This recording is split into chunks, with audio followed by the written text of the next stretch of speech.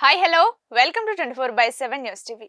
తిరుమలలో భక్తుల రద్దీ తగ్గుముఖం పట్టింది. శ్రీవారి దర్శనానికి భక్తులు ఒక కంపార్ట్మెంట్లో వేచి ఉన్నారు. దర్శన టికెట్లు లేని భక్తుల దర్శనానికి 6 గంటల సమయం పడుతోందని తిరుమల తిరుపతి దేవస్థానం అధికారులు తెలిపారు.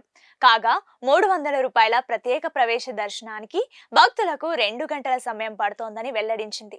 మరోవైపు టైమ్స్లాట్ ఎస్ఎస్డి దర్శనానికి 2 కంపార్ట్మెంట్లలో భక్తులు వేచి ఉండగా 3 గంటల సమయం పడుతోందని వెల్లడించింది. నిన్న ఆదివారం శ్రీవారిని 73,107 మంది భక్తులు దర్శించుకున్నారు. 22,721 మంది భక్తులు తలనీలాలు సమర్పించుకున్నారు. శ్రీవారి హుండీ ఆదాయం 3.58 కోట్లుగా లెక్క తేలిందని టీటీడీ అధికారులు తెలిపారు.